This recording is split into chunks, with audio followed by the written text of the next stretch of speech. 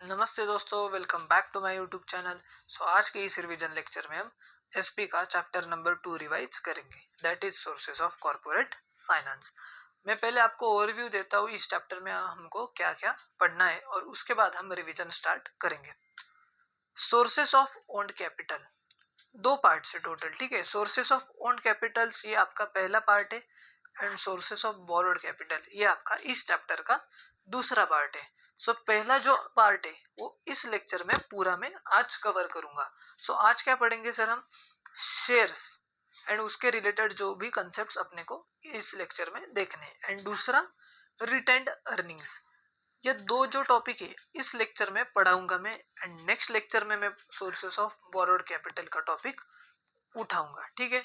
उसमें debentures, acceptance of deposits, bonds, ADR, GDR, commercial banks, financial institutions and trade credit, ठीक है। तो आपको मैंने एक ओवरव्यू दे दिया कि मतलब सर ये जो है सोर्सेस ऑफ कॉर्पोरेट फाइनेंस वाला टॉपिक ये आप दो लेक्चर में कवर करोगे। यस बेटा, सही समझे। चलो गणेश जी का नाम लेके हम रिवीजन स्टार्ट करते हैं। Introduction. Finance holds the key to all business activities. Finance का मतलब क्या होता है? चैप्टर नंबर 1 में आपने देखा। फाइनेंस क्या है यार? सारे बिजनेस ऑपरेशंस को मैनेज करने के लिए आपको फाइनेंस तो चाहिए। No business activity can ever be pursued without financial support. आपके पास पैसा ही नहीं होगा तो क्या फायदा बिजनेस करके? Finance is necessary throughout the activities of promotion, organization and regular operations of business. Without money आप बिजनेस कर ही नहीं सकते। All functions of business are ultimately dependent on finance. सारे जो बिजनेस के फंक्शंस है वो किस पे डिपेंड करते हैं? फाइनेंस पे। The finance needed by business organization is termed as capital. जो पैसा बिजनेस ऑर्गेनाइजेशंस को लगता है अपने फंक्शंस चलाने के लिए उसको हम क्या बोलते हैं टेक्निकल टर्म में? कैपिटल, ठीक है। चलो हाईलाइट कर लो मेरे साथ। Then every business organization needs certain capital for its activities. A joint stock company, which is a modern form of business organization and being a large undertaking, requires huge capital for business. आपको पता है कि company जो है, company कौन form करता है sir? Incorporation कौन करता है कंपनी का? जिनका बिजनेस बड़ा है, बराबर। जनरली जिनका बिजनेस लार्ज स्केल पे ऑपरेट कर रहा है तो वो लोग कंपनी फॉर्म करते हैं।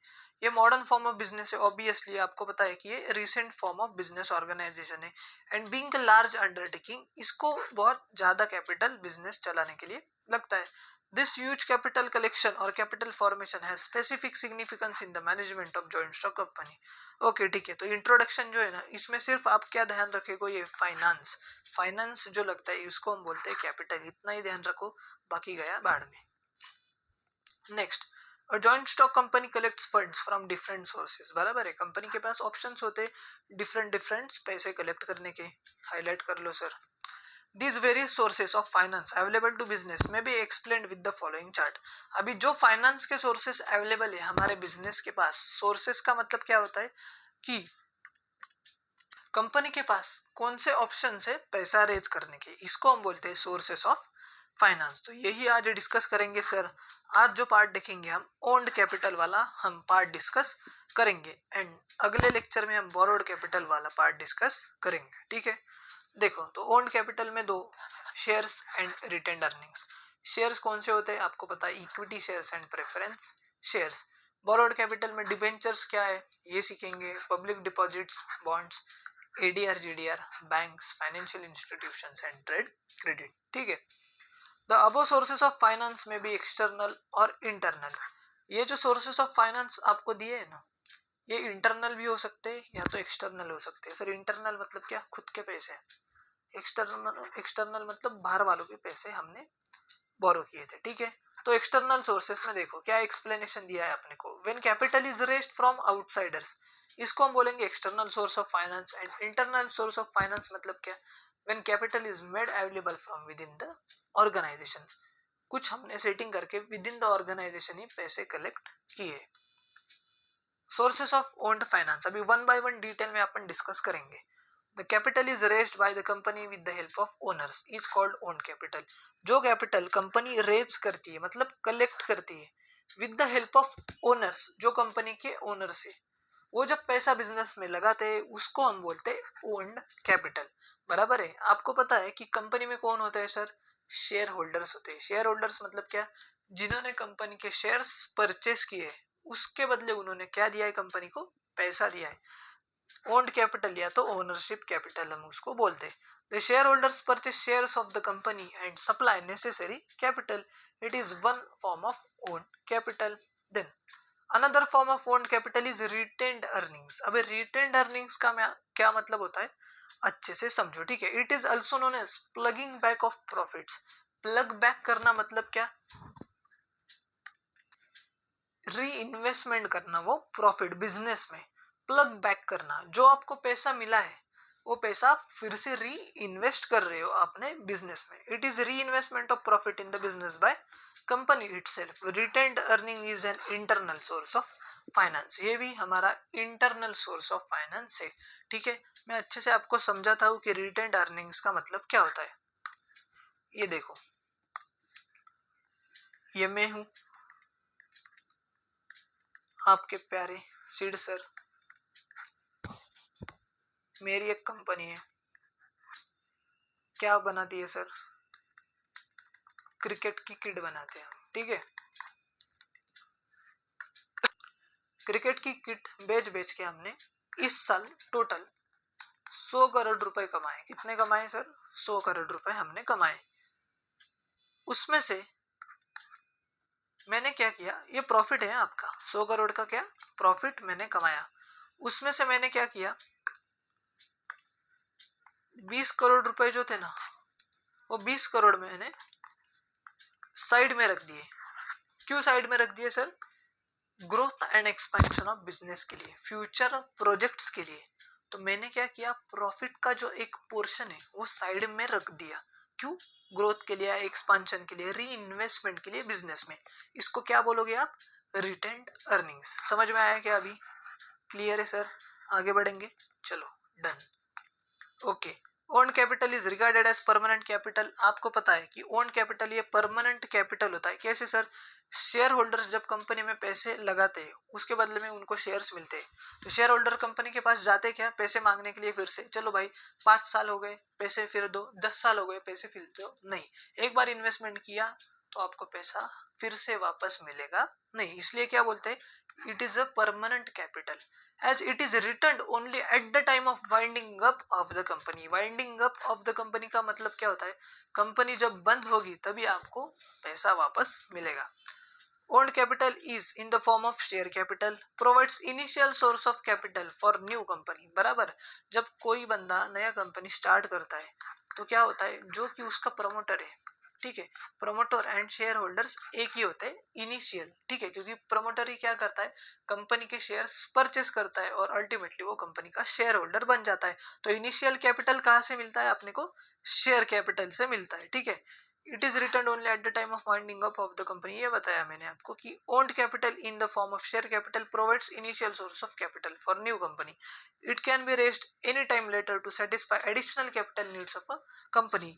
ये हम लेटर स्टेज पे भी कैपिटल रेस कर सकते हैं। कौन सा? Share capital. However retained earnings cannot be an initial source of finance. कैसे सर? रिटेन्ड अर्निंग्स क्यों इनिशियल सोर्स ऑफ फाइनेंस नहीं है अपना? यार मुझे बताओ, जब आप कंपनी स्टार्ट कर रहे हो, अभी तक कंपनी फॉर्म नहीं की है, आपने बिजनेस स्टार्ट ही नहीं किया। बिजनेस स्टार्ट नहीं किया तो प्रॉफिट मिला क्या आपको? प्रॉफिट नहीं मिला सर। तो प्रॉफिट नहीं मिला तो रिटेन्ड अर्निंग्स कहाँ से आएगा? तो इनिशियल सोर्स ऑफ फाइनेंस है क्या ये? नहीं ना। चलो कर लो हाईलाइट। देखो पूरा लॉजिक के साथ पढ़ा रहा हूँ, रिवीजन लेक्चर है तो भी एकदम डिटेल्ड कंटेंट ऑफर कर रहा हूँ। दोस्तों को भी अपने शेयर कीजिएगा। It can be important source of capital when company runs it's business profitably during its existence. ठीक है सर, तो समझ में आया हमको। जब प्रॉफिट हो गया तो उसका जो पोर्शन है वो साइड में रखेंगे फ्यूचर एंड एक्सपेंशन के लिए, और फिर जब हमारे कंपनी को जरूरत पड़ेगी उस पैसे की हम यूज करेंगे for the growth of our company. अभी देखेंगे शेयर्स का मतलब क्या होता है sir. The term share is defined by section 2 clause 84 of the companies act 2013। Share का मीनिंग कहा दिया है अपने को? कंपनीज एक्ट 2013, बट सेक्शन कौन सा है? Section 2 clause 84। कर लो हाईलाइट, सेक्शन 2 क्लॉज 84। चलो मेरे साथ रिपीट कीजिएगा। शेयर का मीनिंग हमें दिया है section 2 clause 84 of companies act 2013। 13 क्या बोला है कंपनीज एक्ट, देखते हैं अभी। Share means share in the share capital of company and include stock. देखो यार कितना डिफिकल्ट डेफिनेशन है। क्या बोला है, शेयर का मतलब क्या होता है, शेयर जो है शेयर कैपिटल में से, कंपनी का जो शेयर कैपिटल है उसमें से जो शेयर है उसको हम बोलते हैं शेयर। ओहो, समझ में आया क्या सर कुछ? रुको मैं बताता हूँ आपको। ये मेरी कंपनी है, आपको बताया था क्या बनाती है, क्रिकेट की किट बनाती है, ठीक है। ओके, तो मैंने कंपनी फॉर्म करी और क्या किया, मेरे को चाहिए थे पैसे, बराबर है। तो मैंने क्या किया, शेयर्स इशू किए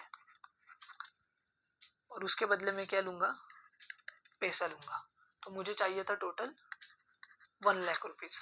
तो मैंने क्या किया, ये 1 लाख रुपीज का जो कैपिटल है इसको क्या बोलते हैं अपन, capital.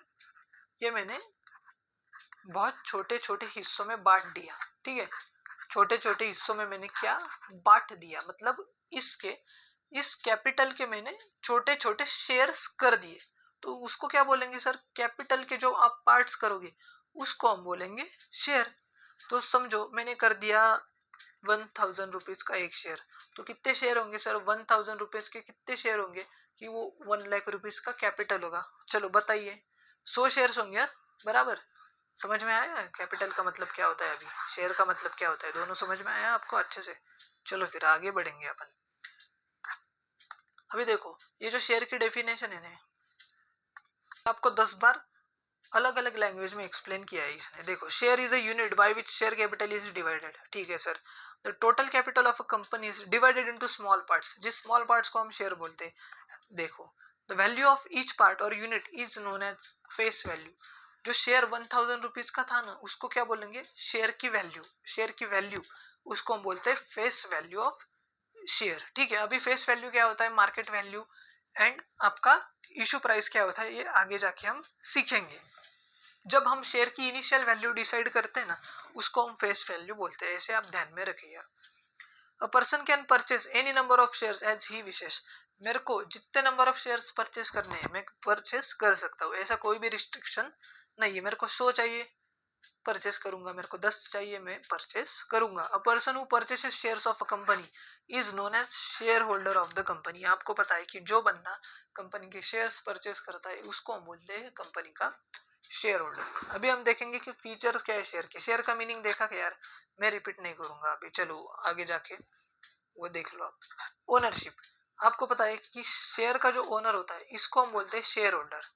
It shows the ownership of a share holder in the company. जिस बंदे ने कंपनी के शेयर्स परचेस किए वो हमारे कंपनी का ओनर होता है, बराबर। दूसरा नाम क्या है उसका, share holder.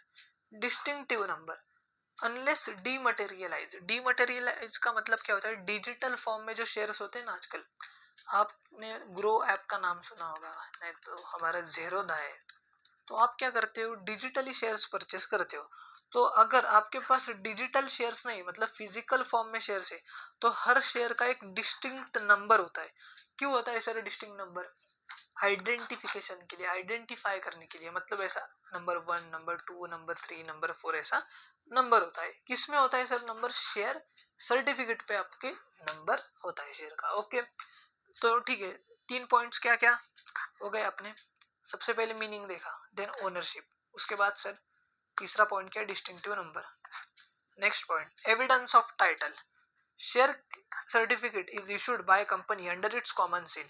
It is a document of title of ownership of shares. क्या होता है, जब आप कंपनी के शेयर्स परचेस करते हो ना, तो कंपनी आपको एक सर्टिफिकेट देती है एक्नॉलेजमेंट के लिए। क्यों, कि आपने इतने हमारे कंपनी के शेयर्स परचेस किए and you are the owner of our company. तो ये क्या है, एविडेंस है टाइटल का। किसके टाइटल का, कि शेयर है हमारे पास। A share certificate is issued by company under its common seal. It is a document of title of ownership of shares. A share is not any visible thing. It is shown by share certificate. Share कोई visible thing नहीं है sir, share दिखता नहीं है आपको। आपको share कैसे मालूम होता है कि ये हमारे पास कंपनी के शेयर है, शेयर सर्टिफिकेट से आपको मालूम पड़ता है, ठीक है। तो नेक्स्ट पॉइंट क्या है अभी, एविडेंस ऑफ टाइटल हो गया। वैल्यू ऑफ शेयर्स, देखो अभी 3 points. Value, face value, this value is written on the share certificate. जो शेयर सर्टिफिकेट की वैल्यू लिखी है ना, जब आप इनिशियल शेयर्स इशू करोगे तो वो वैल्यू हो गई आपकी face value. But issue price मतलब क्या, जिस प्राइस पे कंपनी अपने शेयर्स पब्लिक को सेल कर रही है। समझो शेयर सर्टिफिकेट है, ये देखो ऐसे होता है, ठीक है, समझो ये शेयर सर्टिफिकेट है। मेरा ड्राइंग थोड़ा अच्छा है तो समझ लो आप, ये क्या है सर, शेयर सर्टिफिकेट। उस पर मैंने लिखा है फेस वैल्यू 10 रुपए, बट मेरा मन क्या कर रहा है, मेरे गुडविल है, अच्छा ब्रांड वैल्यू है मार्केट में, तो मैं 10 रुपए में नहीं बेचूंगा यार शेयर, मेरे को बेचने 50 रुपए में। तो 50 रुपए क्या हो गई मेरी इशू प्राइस, फेस वैल्यू कितनी हो गई 10 रुपए। एंड मार्केट वैल्यू का मतलब क्या होता है कि जो वैल्यू डिटरमाइन होती है by demand and supply forces in the share market. आपको पता है शेयर मार्केट में शेयर की जो प्राइस है वो ऊपर नीचे आती है, कभी जाती है, बराबर है। तो ये जो वैल्यू डिटरमाइन होती है by demand and supply forces, इसको हम बोलते हैं कि मार्केट वैल्यू, कि इस दिन, आज के दिन मेरी कंपनी की शेयर प्राइस कितनी है मार्केट में। Next point, rights. सर जो कंपनी का शेयर होल्डर होता है वो ओनर होता है, उनको बहुत सारे राइट्स मिलते हैं। क्या क्या, right to inspect statutory books. Statutory books मतलब क्या, वही बैलेंस शीट चेक करना है तो कर लो भाई, profit and loss account check करना है तो कर लो भाई। Right to attend share holder meeting, आप शेयर होल्डर्स की मीटिंग अटेंड कर सकते हो। And right to vote on all the meetings, आप मीटिंग में जाके वोट भी कर सकते हो। इनकम, शेयर होल्डर को क्या मिलता है सर, नेट प्रॉफिट का हिस्सा मिलता है शेयर होल्डर को, बराबर है, उसको हम बोलते हैं डिविडेंड बोलते हैं। ट्रांसफरेबिलिटी ऑफ शेयर्स, बराबर, आपको पता है कि शेयर है आपके पास, वो आप दूसरों को बेच सकते हो। The shares of public limited company, देखो ये वर्ड बहुत इंपॉर्टेंट है, पब्लिक जो कंपनी होती है, पब्लिक लिमिटेड कंपनी के शेयर्स फ्रीली ट्रांसफरेबल होते हैं, मतलब इसमें कोई भी रिस्ट्रिक्शंस नहीं होते ट्रांसफर के लिए। बट अगर प्राइवेट कंपनी होगी तो उसमें रिस्ट्रिक्शंस होते हैं। Next point, property of share holder. Share is a movable property of a share holder. Share क्या है सर, मूवेबल प्रॉपर्टी, किसकी, शेयर होल्डर की। काइंड्स ऑफ शेयर्स, अभी आपको दिया है कि काइंड्स का मतलब क्या होता है कि टाइप्स कितने हैं शेयर्स के। एक है इक्विटी शेयर्स एंड एक है प्रेफरेंस शेयर्स, ठीक है।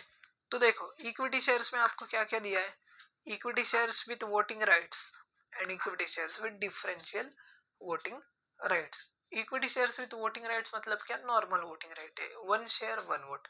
डिफरेंशियल वोटिंग राइट्स में क्या होता है कभी कभी कि आपके पास शेयर एक है बट आपको वोटिंग का पावर जो है ना वो दो है, एक शेयर तो आप दो वोट कर सकते हो, उसको हम बोलते हैं डिफरेंशियल वोटिंग राइट्स। वो दो भी हो सकते हैं या तो 10 भी हो सकते हैं, नहीं तो एक भी वोट नहीं हो सकता, एज द केस में भी। एंड प्रेफरेंस शेयर्स में cumulative preference shares, non cumulative preference shares, participating, non participating, convertible, non convertible, redeemable and irredeemable preference shares, ठीक है। तो अभी वन बाय वन अपन डिस्कस करते हैं। सबसे पहला हमारा जो टॉपिक है equity shares. Equity shares are also known as ordinary shares. Equity shares को दूसरा नाम क्या है sir, ordinary shares. Companies act defines equity shares as those shares which are not preference shares. देखो कंपनीज एक्ट ने कितना difficult definition दिया है। कंपनीज एक्ट क्या बोलता है कि इक्विटी शेयर्स मतलब ऐसे शेयर्स जो कि प्रेफरेंस नहीं। वाह क्या बात है यार। The above definition reveals that equity shares do not enjoy preference for profit. Equity shares preference enjoy नहीं करते profit के लिए, dividend के लिए। The equity shares do not have priority for repayment of capital at the time of winding up of the company. आपकी company जब बंद हो रही है तो उस केस में इक्विटी शेयर्स का रिपेमेंट होगा कैपिटल का, बट उसके लिए उनको प्रायोरिटी नहीं है। मतलब क्या होगा सर कि जब कंपनी बंद होगी ना तो सब जो लोग हैं जिनके ड्यूज पेंडिंग है तो सबसे पहले उनके ड्यूज अपन क्लियर करेंगे और बचा कुचा जो पैसा है ना इक्विटी शेयर होल्डर्स को हम दे देंगे। दो वर्ड्स आपने सुने होंगे, एक होता है सगा और एक होता है पराया। तो ये कौन है, कौन सा टाइप है, पराया वाला टाइप है, ऐसे आप समझिएगा। तो क्या सर इक्विटी शेयर्स का मतलब क्या होता है कि जो प्रेफरेंस शेयर्स नहीं है वही equity shares, and equity share holders को प्रेफरेंस नहीं होता है डिविडेंड को, एंड इक्विटी शेयर होल्डर्स को प्रायोरिटी नहीं मिलती है कैपिटल के रीपेमेंट के टाइम पर जब कंपनी बंद हो रही है। तो प्रेफरेंस किसको मिलेगा सर, मेरे को बताओ, एक इक्विटी एक प्रेफरेंस, तो ऑब्वियसली प्रेफरेंस को ही मिलेगा ना, नाम में ही लिखा है प्रेफरेंस शेयर्स, ठीक है। अभी देखो equity share holders do not carry any fixed commitment of dividend. देखो फिक्स्ड डिविडेंड भी नहीं मिलता है, प्रॉफिट हो गया तो डिविडेंड मिलेगा, प्रॉफिट नहीं हुआ तो get out. They are paid dividend at the rate recommended by board of directors. Board of directors generally recommend करते हैं कि इक्विटी शेयर होल्डर्स को कितना परसेंट से डिविडेंड मिलेगा या तो कितने अमाउंट का डिविडेंड मिलेगा। अगर प्रॉफिट नहीं होगा तो नो डिविडेंड, अगर लेस प्रॉफिट होगा तो लेस डिविडेंड। ठीक है, तो ऐसा है, मतलब इनका रिस्की बिजनेस है, इसलिए इसको क्या बोलते हैं, इनको रिस्क बेयरर्स भी हम बोलते हैं।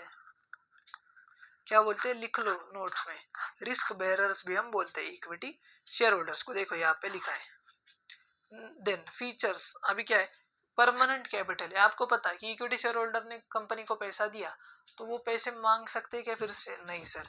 Equity shares are irredeemable shares, redeem नहीं कर सकते, मतलब क्या, पैसे फिर से हम नहीं देंगे इक्विटी शेयर होल्डर्स को। एक बार शेयर्स परचेस कर लिए तो कर लिए। The amount received from equity shares is not refundable by the company. Okay sir. Then fluctuating dividend मिलता है, आपको पता है, ऊपर पड़ा डिविडेंड, आपका प्रॉफिट बढ़ गया तो डिविडेंड मिलेगा अच्छा, प्रॉफिट कम हो गया तो डिविडेंड कम मिलेगा। No profit no dividend, simple. Rights, क्या क्या राइट्स देखे हमने, वोट कर सकते हो आप मीटिंग में, प्रॉफिट का शेयर मिलेगा मतलब डिविडेंड मिलेगा, बुक्स इंस्पेक्ट कर सकते हो and right to transfer shares. Next point, no preferential right. Preferential right के 2 पॉइंट हमने जो पिछला पेज था उस पे हमने रीड किए थे। प्रेफरेंशियल राइट किस पे नहीं मिलता, dividend pay and eight the time of repayment of capital. Next point, controlling power. आपको पता है कि इक्विटी शेयर होल्डर्स वोट कर सकते हैं मीटिंग में, तो कंट्रोलिंग पावर है, जो भी डिसीजंस लेंगे उस डिसीजंस में इनका राइट है पार्टिसिपेट करने का, इसलिए इनके पास है कंट्रोलिंग पावर। इनको हम बोलते हैं रियल ओनर्स या तो real masters of the company. They can exercise their voting rights by proxies without even attending meeting in person. Proxy का मतलब क्या होता है यार, देखो इजी है, ये कंपनी है रिलायंस और मैं हूं इनका शेयर होल्डर, ठीक है सर, मैं कौन हूं, उनका शेयर होल्डर। अभी क्या हुआ, मैं पड़ गया बीमार, ठीक है, इनकी थी मीटिंग जिसको क्या बोलते हैं जनरल मीटिंग, जिस मीटिंग में शेयर होल्डर्स पार्टिसिपेट कर सकते हैं। तो मैं क्या हो गया सर, बीमार हो गया मैं, तो मैं क्या करूंगा सर, मेरे को मीटिंग में तो जाना था, मेरे पास शेयर्स भी है, मेरे को वोट करना था, तो मेरे पास ऑप्शन क्या है, अभी मैं क्या करूंगा, एक बंदे को मैंने अपॉइंट किया और इसको राइट दे दिया कि भाई तू मेरे ऊपर का मीटिंग में जा और तू मीटिंग में वोट डाल, जो मैं बोलूंगा उस इंस्ट्रक्शंस को फॉलो कर और वैसे तू मीटिंग में वोट कर। तो ये क्या हो गया सर, मेरा प्रॉक्सी। क्या बोलेंगे इसको, प्रॉक्सी, मतलब आप बोल सकते हो आसान शब्दों में एजेंट। क्या बोल सकते हो, एजेंट आप बोल सकते हो। एजेंट का रोल अलग होता है बट आप ध्यान में रखने के लिए एजेंट उसको बोल सकते हो, ठीक है। Next point, risk. बराबर है, आपको पता है रिस्क वाला पॉइंट रिस्क है, तो इसके इक्विटी शेयर होल्डर्स का पैसा फिर से मिलता है क्या, नहीं, डिविडेंड में भी प्रेफरेंस नहीं है इनको, ना रीपेमेंट ऑफ कैपिटल में प्रेफरेंस है, तो रिस्क ही रिस्क है इनको, डिविडेंड भी फिक्स नहीं है ना इनका। देन रेसिडुअल क्लेमनेंट, मतलब क्या, सब लोगों को पैसा दे दिया, अगर बचा कुचा होगा तो हम लेके जाएंगे। Equity share holders as owners are residual claimants to all earnings after expenses taxes etcetera are paid.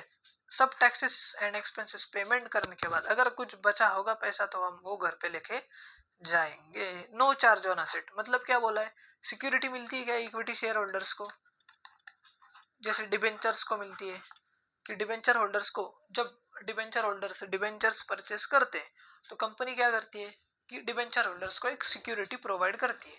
ये अगर इन केस हमने डिफॉल्ट कर दिया आपका पैसों का रिपेमेंट करने में, तो आप क्या करो, हमने जो सिक्योरिटी आपको दी उस सिक्योरिटी को मार्केट में बेचो और अपना पैसा रिकवर करो।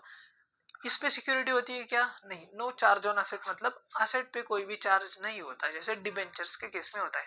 सर ये पॉइंट क्यों है ऐसा, चलो लॉजिक बताओ, मेरे को बताओ यार। परमानेंट कैपिटल पैसा मिलेगा ही नहीं तो चार्ज क्रिएट करके क्या फायदा, easy.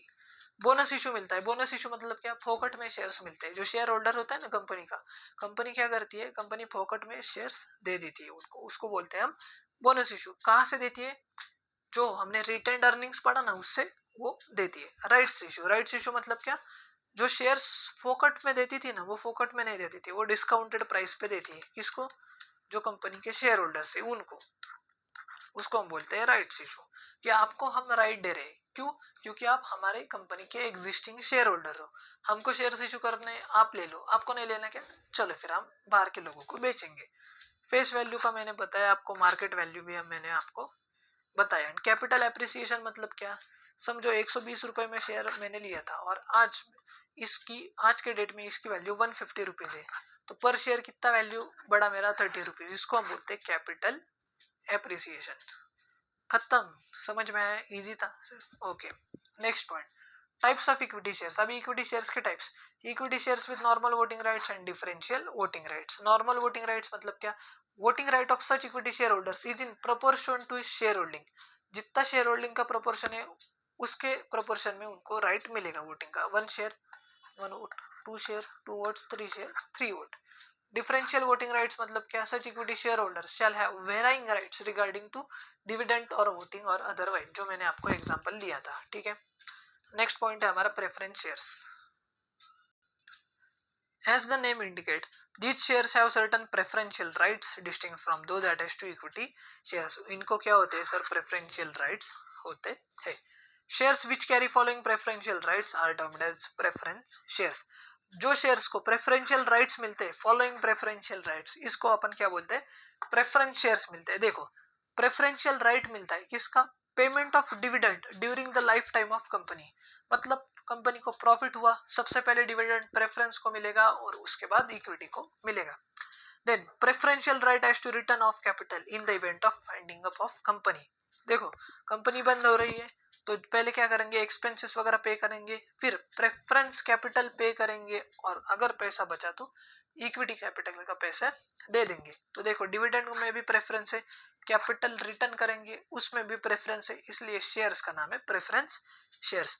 The holder of preference shares have prior right to receive fixed rate of dividend before any dividend is paid to equity shares. The rate of dividend is prescribed at the time of issue. मतलब क्या? Already dividend का rate हमने mention किया होता है, dividend का rate इनका fix होता है सर। ठीक है, चलो अभी फीचर्स देखेंगे। प्रेफरेंस फॉर डिविडेंड मतलब क्या? इक्विटी शेयर होल्डर्स को पहले डिविडेंड मिलेगा क्या? नहीं सर, पहले प्रेफरेंस को मिलेगा। Then preference for repayment of capital, ये पॉइंट मैंने डिस्कस किया अभी ऊपर। फिक्स रिटर्न, मैंने क्या बताया कि this shares carry dividend at fix rate, fix rate पे डिविडेंड मिलता है इसको। The rate of dividend is predetermined होता है at the time of issue. Next point, nature of capital. Preference shares do not provide permanent share capital. Preference shares जो है ना, company कभी भी परमानेंट टाइम के लिए इशू नहीं करती। मतलब क्या कि कंपनी इशू कर सकती है सर प्रेफरेंस शेयर्स 5 साल के लिए, 10 साल के लिए, 20 साल के लिए। उनको क्या करना पड़ेगा? 10 साल समझो प्रेफरेंस शेयर्स इशू किए 10 साल के लिए, तो 10 साल होने के बाद जो पैसा लिया है, समझो 1 करोड़ रुपीस मैंने लिए थे, तो 1 करोड़ रुपए फिर से प्रेफरेंस शेयर होल्डर्स को वापस करना होगा। Preference capital is generally raised at later stage when the company gets established. Okay, ठीक है। Then next point, market value. The market value of preference shares does not change as the rate of dividend payable to them is fixed. Market value जो है ना sir preference shares की, वो कभी भी change नहीं होती। क्यों सर? क्योंकि डिविडेंड जो पे करना है वो फिक्स होता है। Next point, voting rights. Preference shares do not have normal voting rights. उनके पास कोई भी नॉर्मल वोटिंग राइट्स नहीं होते। They do not enjoy the right of control on the affairs of the company. इनके पास वोटिंग राइट्स नहीं होते, तो obviously ये कंपनी को कंट्रोल कैसे करेंगे? रिस्क, रिस्क क्या है सर? मेरे को बताओ, इक्विटी शेयर होल्डर्स को ज्यादा है या प्रेफरेंस शेयर होल्डर्स को? बताओ जल्दी, चलो। इक्विटी शेयर होल्डर्स को रिस्क ज्यादा है या प्रेफरेंस को? ऑब्वियसली इक्विटी शेयर होल्डर्स को ज्यादा है, क्योंकि प्रेफरेंस शेयर होल्डर्स को तो सब में प्रेफरेंस है। Then face value, face value of preference shares is relatively higher than equity shares. Equity share की फेस वैल्यू जनरली होती है सर 2 रुपए, 1 रुपए, 10 रुपए, बट प्रेफरेंस शेयर्स की जो फेस वैल्यू होती है, जो मिनिमम 100 रुपीज तो होती है। बोनस इशू, राइट्स इशू, इनको कुछ भी नहीं मिलता है। And nature of investors, preference shares attract moderate type of investors. मतलब क्या? ज्यादा रिस्क नहीं है। ये जो जॉब वाले लोग होते हैं ना सर, गवर्नमेंट जॉब वाले, आप इनको बोल सकते हो प्रेफरेंस शेयर होल्डर्स को। ठीक है। Then next, types of preference shares. अभी हम देखेंगे वन बाय वन। सबसे पहले cumulative preference shares. Cumulative preference shares are those shares on which dividend goes accumulating until it is fully paid. Accumulate होता है dividend इन shares पे, इसको क्या बोलते हैं? Cumulative preference shares. मतलब क्या सर? समझो, फाइनेंशियल ईयर चल रहा है अपना, फाइनेंशियल ईयर 2024-25। इसमें क्या हुआ कि कंपनी को प्रॉफिट नहीं हुआ तो डिविडेंड तो नहीं मिला इनको, बराबर। बट ये क्यूमुलेटिव प्रेफरेंस शेयर थे, तो क्या हुआ फाइनेंशियल ईयर 2025-26 में मेरे को हुआ प्रॉफिट। तो अभी कंपनी को क्या करना होगा, इस साल का तो प्रॉफिट देना होगा, मतलब डिविडेंड देना होगा प्रेफरेंस शेयर होल्डर्स को, बट पिछले साल जो डिविडेंड नहीं दिया ना आपने, ये भी देना होगा। It goes on cumulating until it is fully paid. समझ में आया? नेक्स्ट पॉइंट, नॉन क्यूमुलेटिव मतलब क्या? accumulate नहीं होगा dividend, dividend on these shares does not gate accumulated. Easy sir, participating preference shares. The holders of these shares are entitled to participate in surplus profit besides preferential dividend. मतलब क्या sir, इनको जो fix dividend है ना ये तो मिलेगा, but जो सरप्लस प्रॉफिट अगर कंपनी के पास बचा है तो उसमें से भी इनका हिस्सा मिलेगा. The surplus profit which remains after dividend has been paid to equity shareholders. मतलब क्या हुआ है देखो, अभी मैं आपको सीक्वेंस बताता हूँ. सबसे पहले तो एक्सपेंसेस वगैरह पे कर लिया, उसके बाद प्रेफरेंस डिविडेंड अपन ने पे कर लिया, उसके बाद हमने इक्विटी का डिविडेंड भी पे कर लिया, और तो भी कंपनी के पास कुछ प्रॉफिट अगर बचा है तो इस प्रॉफिट का हिस्सा भी इन्हें मिलेगा. किन शेयर होल्डर्स को? अगर ये पार्टिसिपेटिंग प्रेफरेंस शेयर होल्डर्स है तो. नॉन पार्टिसिपेटिंग है तो मिलेगा क्या? नहीं. Preference shares are deemed to be non-participating if there is no clear provision in articles of association. These shareholders are entitled to fixed rate of dividend. Fixed rate जो है ना डिविडेंड का वो मिलेगा, बट उनको क्या नहीं मिलेगा? सरप्लस प्रॉफिट जो था ना इसका शेयर नहीं मिलेगा. Next point, convertible preference shares मतलब क्या सर? जो शेयर्स इक्विटी शेयर होल्डर्स में कन्वर्ट होते हैं उनको क्या बोलेंगे? Convertible preference shares. Non convertible मतलब क्या? These shares can not be converted into equity shares. Easy sir. Then redeemable preference shares मतलब क्या? Shares which can be redeemed after a certain period of time are called redeemable preference shares.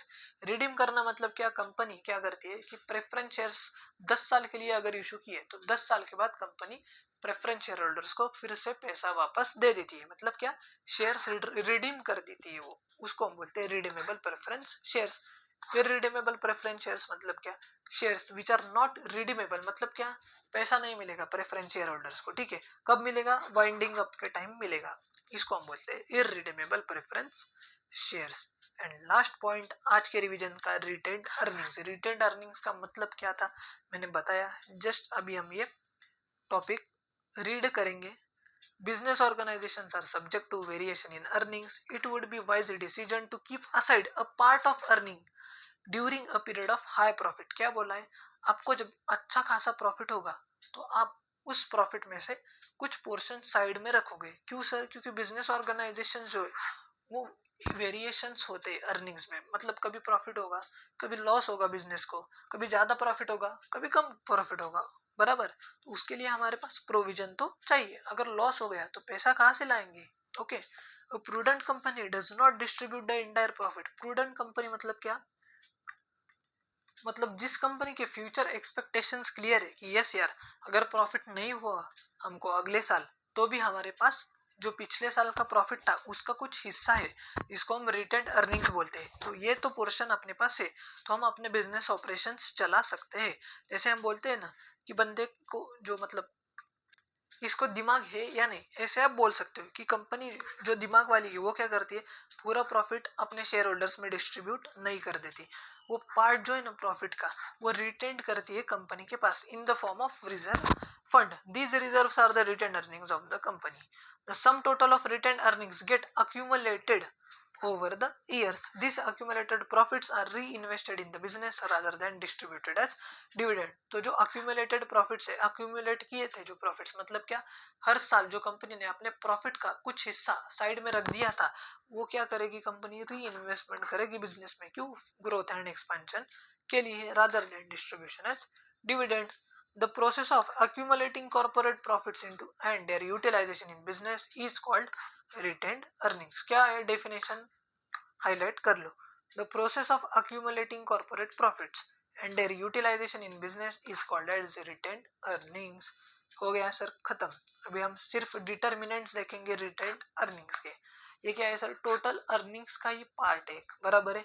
Taxation policy, the taxation policy of government is also an important determinant of corporate savings. If the taxes levied are at high rates, company cannot save much of the profits in the form of reserves. मतलब क्या बोला है इन्होंने कि अगर tax rate ज्यादा होगा तो उस केस में क्या होगा, ऑब्वियसली जो आपने प्रॉफिट कमाया है उसका ज्यादा हिस्सा गवर्नमेंट को जाएगा, तो आपके कंपनी के पास पैसा कम बचेगा in the form of reserves. Then dividend policy, अगर आपकी डिविडेंड पॉलिसी कंजर्वेटिव है, मतलब क्या, conservative dividend policy is needed for having good accumulation of profit. मतलब आपको पता है कि डिविडेंड देंगे बट इतना भी ज्यादा नहीं देंगे कि हमारे पास कुछ पैसा बचेगा नहीं. तो अगर कंजर्वेटिव डिविडेंड पॉलिसी है तो ऑब्वियसली आपके पास रिटर्न अर्निंग्स का पैसा अच्छा खासा कलेक्ट होगा. And government control, government is regulatory body of economic system of the country. Obviously आपको पता है कि सारे जो हमारे इंडिया के ऑपरेशन से गवर्नमेंट कंट्रोल करता है. कंट्रोल का मतलब क्या, कि वो मॉनिटर करता है. गवर्नमेंट की कुछ पॉलिसीज होते हैं, कुछ रूल्स होते हैं कि जो क्या इंश्योर करते हैं कि companies work as per its regulations. जो गवर्नमेंट ने रेगुलेशंस बनाए हैं उस हिसाब से कंपनी काम कर रही है या नहीं, ये चेक करने का काम किसका होता है, गवर्नमेंट का. Company has to formulate its dividend policy in accordance with the rules and regulations framed by government. Company को अपनी डिविडेंड पॉलिसी बनानी है. क्यों फॉर्मुलेट करनी है सर, क्योंकि देखने के लिए हम कितना डिविडेंड देंगे, कितना हम रिटेन्ड अर्निंग्स रखेंगे, कब डिविडेंड डिस्ट्रीब्यूट करेंगे, कब डिस्ट्रीब्यूट नहीं करेंगे. बट ये जो डिविडेंड पॉलिसी है ये किसके अकॉर्डिंग होनी चाहिए, जो रूल्स बनाए किसने, गवर्नमेंट ने. ओके सर, क्लियर है आपको. तो हमने टोटल 2 टॉपिक्स आज डिस्कस कर लिए, एक तो शेयर वाला टॉपिक एंड दूसरा रिटेन्ड अर्निंग्स वाला. ठीक है, अभी मैं शॉर्ट में आपको समरी लिख के देता हूँ, लिख लो आप जो भी आज पढ़ा है. क्या देखा सर हमने, ओन्ड कैपिटल, उसमें 2 सेक्शन है, एक तो शेयर्स एंड दूसरा रिटेन्ड अर्निंग्स. ठीक है, शेयर्स में फिर से 2 parts, equity shares and preference shares. Equity shares क्या है सर, रियल ओनर्स होते हैं कंपनी, बराबर. क्या बोलते हैं इसको अपन, रिस्क बेयरर्स.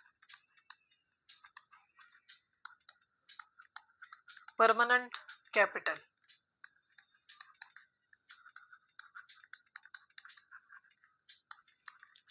डिविडेंड कैसा होता है sir, no fixed dividend. And preference shares का लिख लीजिए, रियल ओनर्स होते हैं क्या ये, नो सर. रिस्क बेयरर्स होते हैं क्या, नो. परमानेंट कैपिटल होता है क्या, नो. इनको कैसा डिविडेंड मिलता है, फिक्स डिविडेंड इनको मिलता है. ये समरी चार्ट बना लो, ठीक है, आपको बहुत काम में आ जाएगा आपकी एग्जाम में. रिटेन्ड अर्निंग्स को क्या बोलते हैं sir, part of net profit which is retained bye the company. Okay sir, clear है आपको. सो ये बेटा आज के लेक्चर में बस इतना ही. अगर आपको ये लेक्चर पसंद आया होगा तो लाइक कीजिए, चैनल को सब्सक्राइब कीजिए एंड अपने दोस्तों के साथ भी ज़रूर शेयर कीजिएगा. और आपको अगर ये नोट्स चाहिए जो मैं चार्ट्स बनाता हूँ लेक्चर में, तो मेरा व्हाट्सएप का ग्रुप ज्वाइन कीजिएगा. इस व्हाट्सएप ग्रुप की जो लिंक है वो मैंने इस वीडियो के डिस्क्रिप्शन में पिन की है, तो प्लीज़ वो ज्वाइन कीजिएगा ग्रुप. आपको सारे नोट्स, सारे जो रिवीजन लेक्चर्स में डेली यूट्यूब पे अपलोड करूँगा तो उसका नोटिफिकेशन भी आपको उसी ग्रुप पे मिल जाएगा. सो यस बेटा, टाटा, बाय बाय.